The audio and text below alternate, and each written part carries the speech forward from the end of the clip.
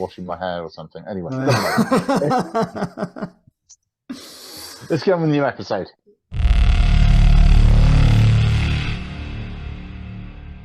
Hello and welcome to another episode of the Sustainable Old Men. And we are here today. My name is Paul Harvey. I'm an event host and a coach. Passing to my left to Gavin. The trouble is we don't know who's on your left. I'm Gavin Lendon from Sustainology UK. I double up as an Aston Villa fan, and I know one or two things about sustainability, but not as much as The man below us. You see what I did there? It's quite good. The power is in your hands. Yeah, it's like one of those TikTok videos. I'm Howard Gunstock. I'm CEO of Carbon Capture. We grow seeds to fight climate change, and I also support Barnet FC. I don't have a football Put it in team there again. at all. In fact, there's a football ground at the bottom of my road. Forest Mechanics, they call themselves. Bottom of my road. There you go. So today, and that killed the conversation. They did, didn't it? Just today we are talking about disruption of people and Just Stop Oil and the likes of protests. I mean, it's a big thing, isn't it? It's in the news, and certainly the right-wing press love to kind of bash on about how bad these people are, how terrible these people are, how criminal they are. How do we feel about this, guys? Are they criminals? Well, you've already just touched on the fact that they've succeeded because they've got coverage. Yeah, and when you listen to, I know a few people. Zoe Cohen was on my podcast, and she's someone I see a lot on. She gets a lot onto the media now. She's been on the podcast once, and I've spoken to her a few times. She was arrested a couple of years ago for smashing the windows at Barclays, but they didn't break them fully. They just broke up. They cracked the bottom of the windows, and then were arrested for it. And they were doing it based on this is what the suffragettes did. In the 1910, that sort of era, they kind of broke the windows down Oxford Street, I think. Then you look at the recent Grand National, and also the guy who got onto the course at Epsom Derby. I'm a snooker. Yeah. So people are obviously they're being driven to take action because they feel so desperate about this cause. And as Zoe said, she's been campaigning for something to happen on this cause for nearly 40 years. Where have they got left to go? And this is why people are doing this. Some stats. So in terms of the UK and the US, roughly about 69%, and in the US, 74% in the UK believe climate change is a problem of some shape or form. As a consequence, the protesters are pushing against an open door because a lot of people share the philosophy that there's something needs to be done. There is a caveat coming, which you can spot by my voice. So 66% of people will support non-violent action in support of nature and causes of that kind. However, 60% do not support attacks on public memorials, artwork, or whatever. So when the guys threw the tomato soup over the Van Gogh painting at the National, the right-wing press was on the right side because people did not like that. Interference in sporting events. So we had the guy who invaded the pitch during the Premiership rugby final, the interference with the Grand National, Epsom Derby. I don't know the stats, but I think people are probably not in the same sort of statistical area as attacks on art and public memorials, because they're parts of our history, parts of our legacy. I don't know. So that's the stats. Take it away, Howard. Why is it always me? I feel like we're at the Mario Balotelli thing. Why always me?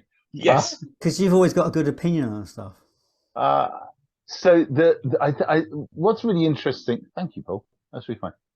What's really interesting about peaceful protest is that when you go to those sporting events, I think you're going to have a much larger. I know we spoke about sport changing its demographic the other week, but actually the traditional fan base of people being that working in sport is generally working class people. And being a working class boy, I'm a big football fan. Is that the reason why you don't support football, Paul? Because you're not a working class boy. Sorry. Anyway, sorry, that's really bad. It's really rude. Really, really bad. I'm not happy with myself. But that fan base. So I would argue that the Venn diagram of some of those people being put out by disruption would be the same people who did sort of vote for Brexit, and those people that don't believe in climate change, and that Venn diagram, the cross section crosses over quite considerably. So it's going to irk those people a lot more, and you're trying to then preach to the never going to be converted by trying to broadcast your. When you walk into some certain towns and there's a person preaching about religion, and you think you're just wasting. You're not going to get anything. That's where the impact of the Don't Stop Oil when you're going to sporting events, right? In the street, you've got a much wider cross section of people that will be slightly more sympathetic to your cause. And then on the other side, when you were talking about the people who put the Just Stop Oil damaging artworks and memorials, well, again, that may be to do with some of the money shift, and the fact that some of those people that are going to their people won't really care about climate change because they're earning too much. There's some fascinating points, sorry, Paul, within that. So if you picture or if you take yourself back to probably last summer when Just Stop Oil was gluing themselves to the M25, so causing massive disruption. Yeah. A lot of people were still supportive of their action, even if they got disrupted themselves. The way the press handled it was they managed to target some of the ringleaders to find out that they were sons of rich people, sons and daughters of rich people that basically had nothing else to do. Or that's what they would portray. Yeah. That was an effective tactic to disenfranchise Just Stop Oil. Correct. I mean, what I was interesting is that delay tactic. There was that kind of thing they were complaining about, that these people had blocked the road and ambulances couldn't get through and someone died. We never actually found if anyone did die, because that was just a story that was made up. And if someone did, I apologise. I don't know. I didn't follow it up. But I know there was lots of things about this thing happening. And then, like 3 weeks later, the same pieces of road were blocked by flooding. And you can't blame anyone for flooding.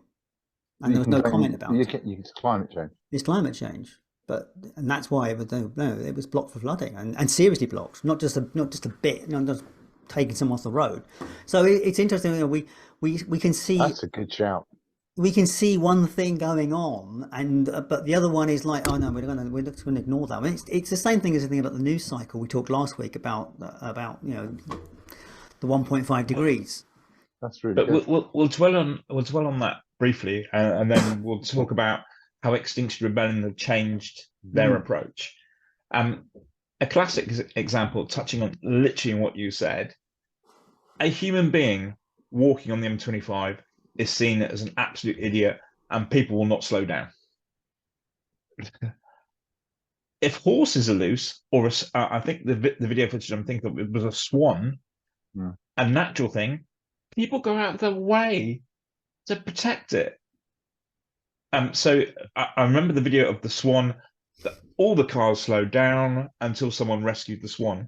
If it had been what most people would perceive as a nutter on the M25, would they slow down? Not really. It's a completely different reaction, which goes something into British society. It's the value of life. Yeah. there was I can't remember. You know, it's about perspective, right? I can't afford a £30 gym. Some people say I can't afford a £30 gym membership, or I can't afford to eat healthy, but they'll think nothing of going down the pub, spending 30 or 40 quid on a few rounds of drinks and or a takeaway, or spending that money that they couldn't afford on the decent food, for example, on a small bottle of aftershave or whatever. There's a complete disconnect between Priorities. values. Yeah, priorities. So Paul, I'm coming back to the subject now. Me and Howard have had our digression. We're back. Thank you. Well done. We've done well. Go for it. Thank you. So you talked about that there's the activist dilemma. Yes. And you have the issue that Extinction Rebellion have now gone more mainstream. They've decided to not trigger the law. Decided to not go for mass disruptive protests. Instead, they're doing compliant protesting. As a consequence, and it depends on how you read into this.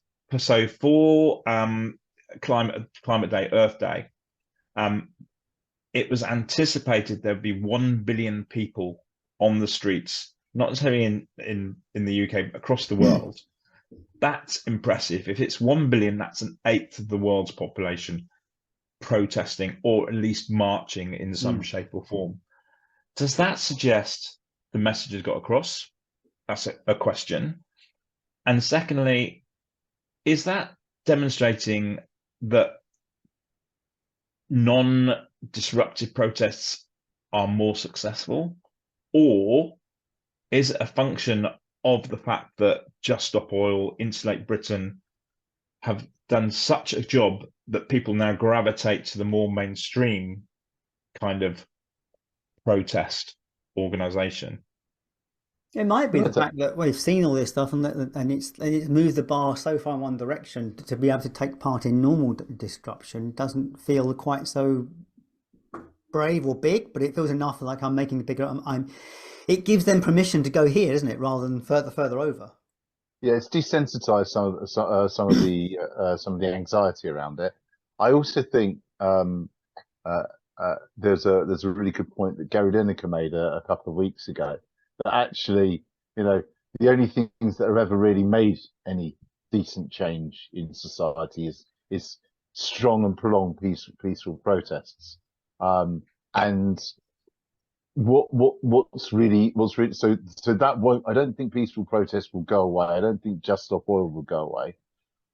What will be interesting to see is how this divisive society that we've created through these echo chambers of not listening and not talking to each other and being open and honest with each other, how that divisive society, how long it will take before peaceful protest actually has an effect, or if at all. Because when you talk about what we're facing, right, the reason why democracy works is because everyone believes effectively that by taking an action, they will change a direction. If people start to not believe in democracy, and when you look at voting levels and the fluctuating voting levels, right? So if you are infuriated, right, you're going to be more likely to vote. But if you're continually infuriated, right, and the voting opportunities come, eventually you'll stop voting. It means you're not participating in the democratic process. And what that means, what that means effectively is that it doesn't matter who we put in, no one's going to believe that the direction of travel will change. So the peaceful protest will happen, and carry on, but the action to take will be much more vigilante style, effectively, because it'll need to be to have any impact on those people who are making decisions. Yeah. Okay. I'm not. I'll caveat this with a warning first, a disclaimer almost. I'm not advocating for protest. I want to stress this now.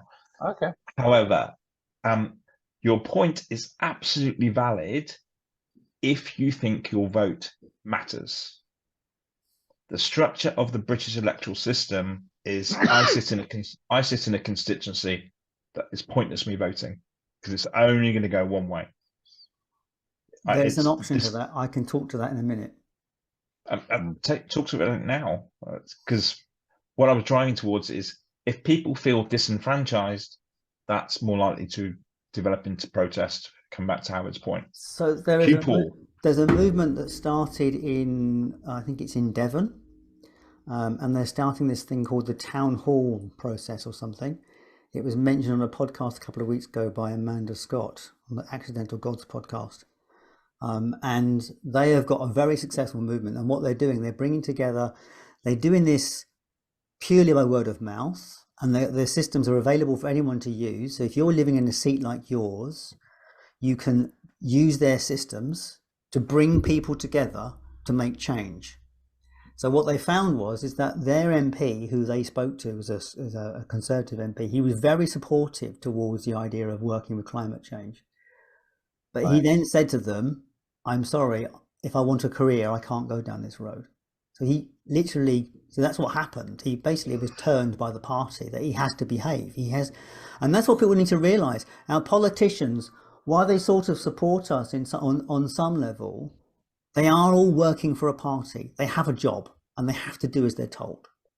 So tell us about this system. What's the town hall So system? what the town hall system does, it brings people together. The idea is you bring the parties together to have and to have a conversation, it's like hustings basically. But these people are organising this hustings that we all agree that we're going to vote, and they vote in the town hall. Who do you think is the best candidate that will take on this locked system? And I'm not explaining it very well. I think I need to check into the thing and give a bit more detail. Is it an extension of tactical voting? It is a tactical voting system, yes. It is a tactical voting, but what you're doing is you're doing it by agreement as such. And you don't have to vote that way. But they've also got systems where you can, if you can't vote for someone in your local area, there's a swap process where someone will vote differently in your area, and so you can carry on voting where you want to. I don't know. I have not really fully looked at it, but what they're saying is they think it will change politics because the local Conservatives, this is very undemocratic. But why is it undemocratic? We're just asking the questions, and it might affect your seat, he said. So I think there is definitely change coming in this. I think we all realise that our system is locked, and we need to do something about it. So if you take that system and apply it to climate protests, can you see a parallel? Good question. No, you have to say more. I don't quite see how. No, I'm not seeing the parallel. Okay, it was an open question, Howard. I can't. I can see what the benefits of using that would be to have influence on climate. But going back to the climate protests, how do we make those? So the issue that people have is the disruption that it causes, and it will put a few people out. And if you're in there, you could be red rag triggered. I think that's the latest clickbait. Always is some guy in a white van getting frustrated that he can't get to his next job, so he runs out, rips out the Jones Stop Oil protest, and someone's filming it. Okay, it's been a great tactic to show, to show, these people are doing peaceful protests and getting arrested for no apparent reason, etc. But what we need to then start to do is we need to then be able to make the impact was required. That I think actually, I'm just talking it out now and thinking it through. Those sorts of town hall meeting or tactical voting systems will take away some of that structural resistance to climate change that X Conservative has or Y politician has, etc., and therefore enable those decisions to be made more effectively. What's interesting about that is that although the public are starting to have this zeitgeist of thoughts, businesses and politicians are effectively saying, "You go first. No, you do it first. No, you do it first."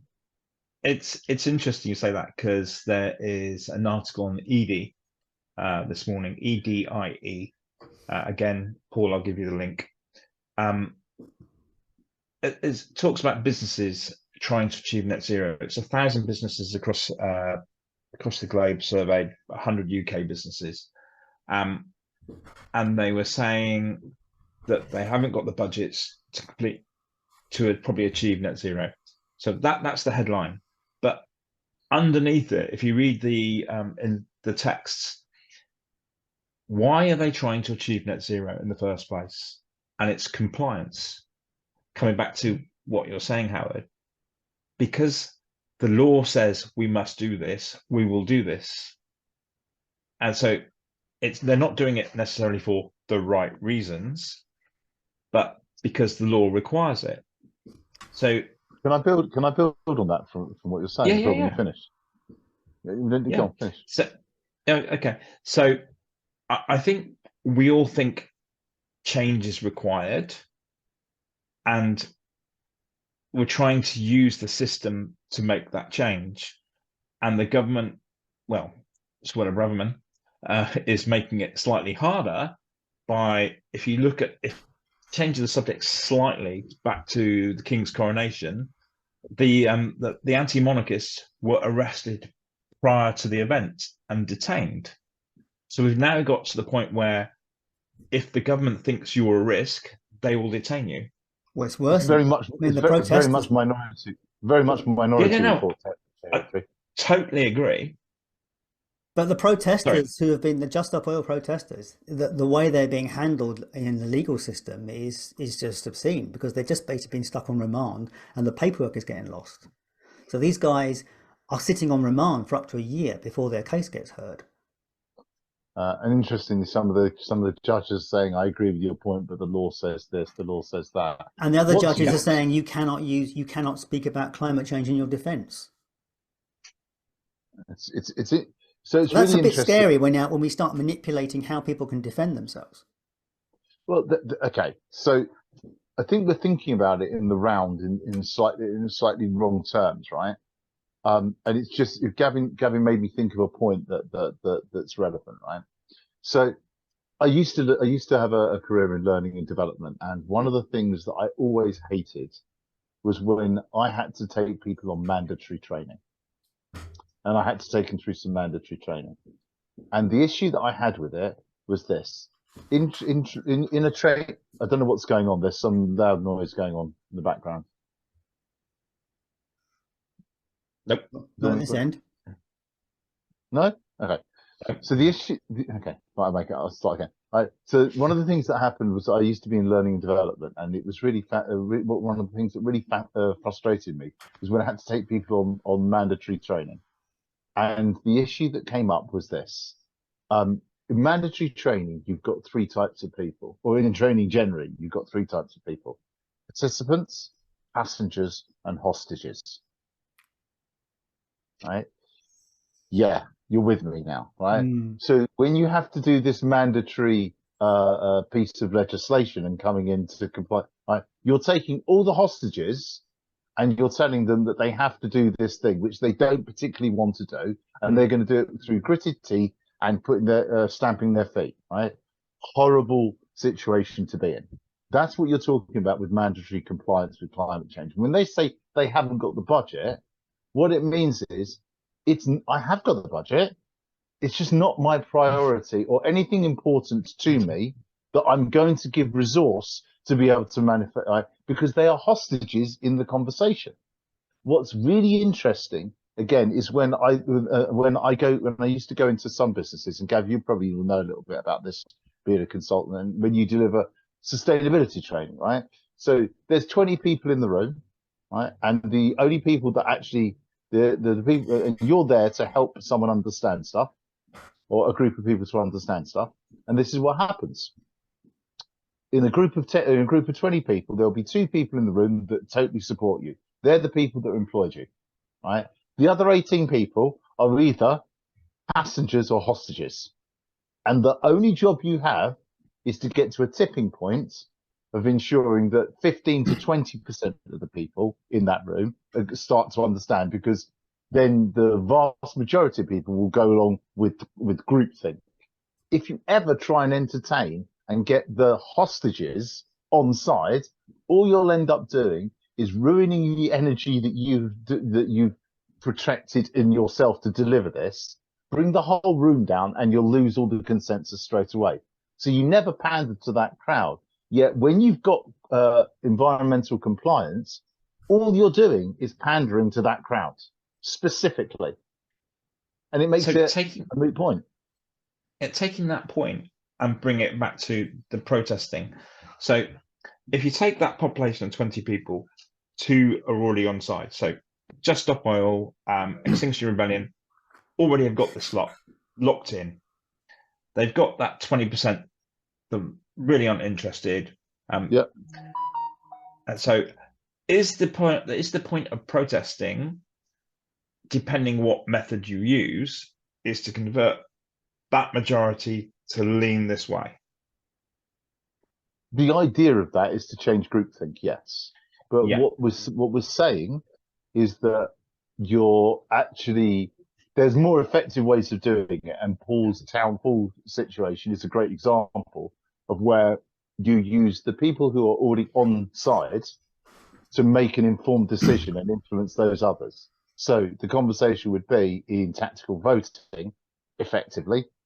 Okay, I'm not going to get conservative safe seat person out because he's got a 40% majority, but my better effort would be to go to this area which has said politician, and he's got a very small swing, and find out how we can enforce the change from one party to another.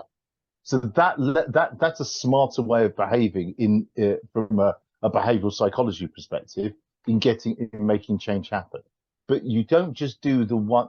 The whole point of this is that it's not a one-trick pony. It's not a one-string approach. You need multiple approaches, because you don't know which particular approach on which topic is more likely to succeed at one time than another. Because just like in the news stories of the media, it goes in cycles.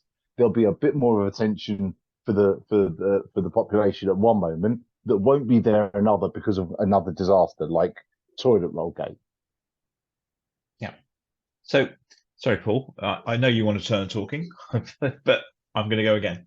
So we have some things like business declares and tourism declares. I'm sure there's I know local authorities declare that, and they've all declared climate emergency. So you have little pockets of society that have been converted, and what Correct. you're suggesting is we start connecting them, and more than that, it's not just by the power of momentum. No, it's not more than just connecting them. It's giving them something specifically that they all can do, right? So so one of the things that bothered me about Extinction Rebellion and Greenpeace and Friends of the Earth is that without actually a drive, a specific thing, the agenda points that they were trying to influence were really very small aspects, that didn't have very much sway. But if you gave them, and I'm sorry, I'm going to go for a plug, a shameless plug. If you gave all businesses a mode and model of transportation for effective change in climate, such as, I don't know, buying seaweed, right, and everyone did it, right, as a great example, then actually there would be something in a movement of focus to say there's been a consensus moving towards a different idea, right? And you can show that in volumes, in terms, right? But otherwise, what you're asking them is come up with an idea to solve your climate emergency problem. And the problem is that although you might be really good at your business, your function, right, you are not an environmental entrepreneur. So coming up with an idea is not going to be your strong suit. You need to have other people and other organizations and other things that solve that problem. The challenge giving them on a focus and getting them all on side. The challenge on that is that reality check is some of the businesses that currently exist shouldn't. So say that again, Paul. They are not some of the businesses that currently exist shouldn't. And that's a really difficult thing to say. They're the hostages. They're the hostages in this situation. Right? You don't convert. You don't talk to them. You want to get the participants and some of the passengers to agree to a same point, and then you get tipping points. The hostages, you are never gonna. You have to understand, you're never gonna get the hostages to convert ever. Well, they What you can't might convert. do, There's no, no way. no, If I produce something no, which but they is the business is not the business production. Think of them as people with an opinion, right? I won't be able to change if someone is a racist. As a good example, if someone is a racist, right? Right, they're always going to be a racist, right? Because that's always going to be their belief. But there'll be times where they'll tone down their voice, and there'll be times where they've been given a platform, Mhm. right? What you're doing by giving people by trying to work with businesses on an agreed principle is tone down the voice, because the people who are deniers, the climate change deniers, there will always be climate change deniers. That's their right. But giving them a platform where they feel that they're correct, now that's an issue. But that's also an issue of freedom of speech, and that's a whole different conversation, right? You want to get to a peaceful protest is great, but you want to get consensus on board for the right reasons rather than the wrong reasons. Unfortunately, in this conversation, I think the wrong reasons are going to the trouble's going to hit us before everything. It's all be a case of finger pointing, but we can still try. So I think we need to start winding ourselves this conversation up, because we are winding ourselves up quite easily. So the thing about it is, Just Stop Oil want the end of new oil licenses. They're not saying stop oil completely. They're just saying Correct. let's stop digging for more. Insulate Britain said we actually need insulation in our houses. They're not. None of these requests things are out unreasonable. We need our housing stock to be insulated. Let's come up with a plan for it.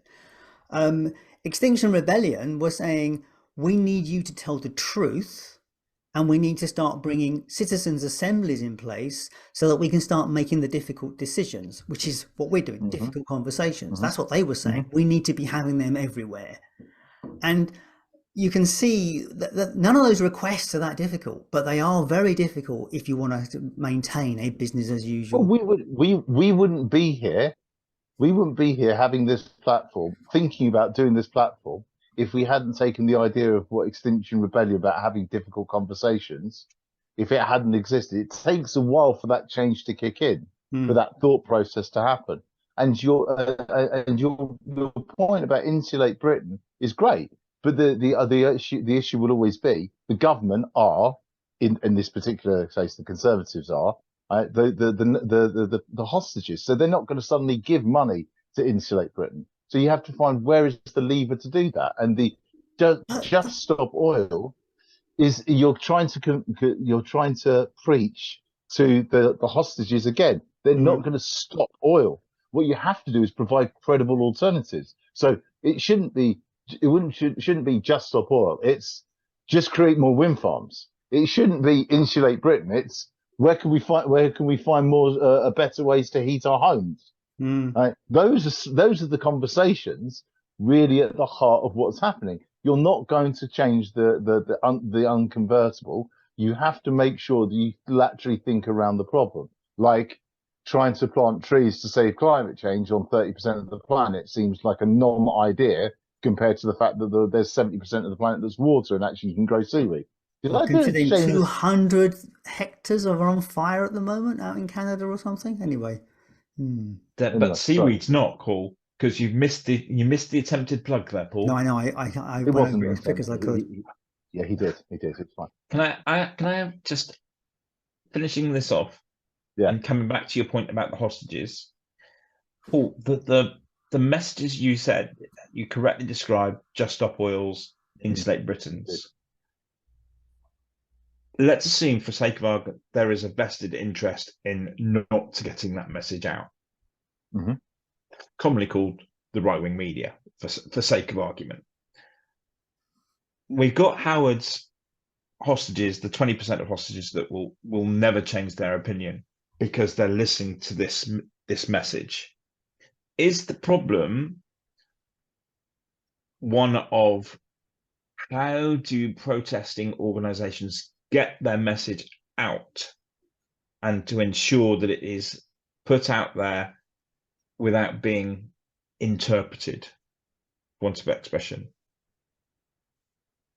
question to the group, not necessarily going to Howard straight away for a change. And that's a damn good question, isn't it? I mean, the big one, the massive march that had 60, 70,000 people at that big march, it hardly made a dent in the news cycle. And yet 3 people blocking a motorway will make a dent in the news cycle, and it will stay there, and they'll have them on the program, have them on all the programs, calling them whatever. So yeah. That's really interesting. I've just suddenly thought of something. So one of the reasons that fascism, or one of the real roots of fascism, when they kill people, was that kill one person, it's a terrible thing. But kill 100 people, and it's you lose the passion and the empathy for that individual, and that's the same thing. 60,000 people. Well, there's a lot of people having an angry voice. I'm not listening. But 3 people. That's a thing. There's some psychology behind that. There's actually some real psychology behind it. At the end of the day, protest does work. You can vilify 3 people. You can, but protest does work. You look at all the major events in the last, major changes of legislation over the last 100 years. They've all come about through protest. The suffragette movement was obviously the first. Emily Pankhurst killed. Civil rights. Martin Luther King you can list all of things, gay rights, all the things you can list all of these things. Changes in society all started from a point of protest. Yes, but also just on that, the key players in those conversations all got murdered. I know. But that's what Extinction Rebellion said. They said if they knew that the tipping point to change was 3,500 people in prison, and that happened in the civil rights movement. When it got to over 3,000 people in prison, things started to shift. Okay, I'm not sure what the numbers are in this country. To summarise, protesting does work. It doesn't, yes. as Gavin Lineker said, change often is predated by violent protest, for sake of argument. The challenge we've got in terms of climate protests, which we haven't touched upon, is there's a deadline for climate protesting. And that, to me, is a big challenge. We've touched on it in terms of other episodes, the skyline in New York. We've touched on wildfires in California. I was talking to a friend of mine who's in India. Already in the north of India, the farmers cannot be seen to be outside of their outdoors after 11 o'clock in the morning because it's just too hot. And we're reaching a tipping point. Unfortunately, it's the climate tipping point, not the changing tipping point. What a promising note to end on. However, let's talk about carbon capture briefly. No, we're not going to end on carbon capture. I mean, no, we're not. I mean, I think change is coming. I think this next election, I think in the next 18 months, that's when the UK change will come, because I'm not sure the current government can survive that they've got so many negative things against them, and I'm wondering if climate will be something that the next election will get fought on. Quite possibly. That's a lot more optimistic than my note. It is. Well, thanks, gentlemen, for your thoughts on this difficult conversation, because there is no right answer to this. It's about personal choice.